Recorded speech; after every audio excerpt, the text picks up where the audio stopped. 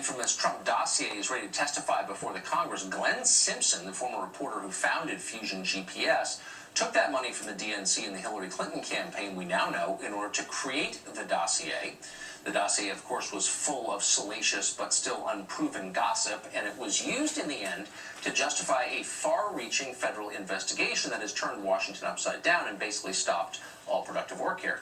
Kim Strassel serves on the Wall Street Journal editorial board. She's written extensively on this. Recently, she called the Trump dossier one of the dirtiest political tricks in history. She joins us. Kim, thanks for coming on. Hey, thanks for having me, Tucker. So you called it a dirty trick. It was obviously opposition research. Was it, do you think, qualitatively different than conventional opposition research?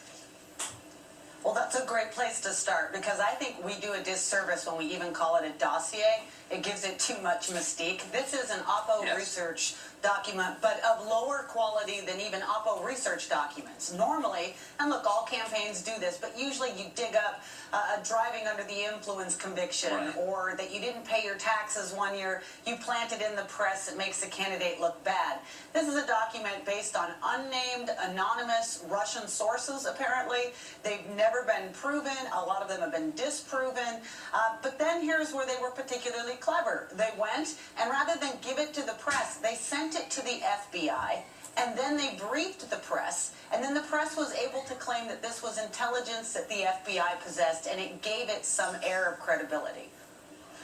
So, I mean, this bundle of opposition research changed American political history, and not in the ways that it normally would, right? I mean, you're saying that this really is responsible for this chain reaction that's paralyzed Washington ever since. Well, look at what happened. So, you know, the Democrats like to say, well, this document wasn't even used during the election. Not true. We know that Christopher Steele, who put it together, he's testified in court documents that he briefed the press in September. Yahoo News came out with a huge story saying that the FBI was in possession of intelligence showing potential collusion between the Trump campaign and the Russian government. The headlines were dominated by this. And the question that we still have yet to know is, we know the FBI relied on this in some regard, but did this document actually inspire the FBI to end up wiretapping a political campaign, which is no small deal, by the way? So I'm unclear. I mean, I think that's right. That's the key question. That would be the most shocking effect of it, because that's so obviously corrupt. But I don't understand why we don't know whether that happened or not. Yeah, well, the FBI has been playing hardball about letting House investigators see their file.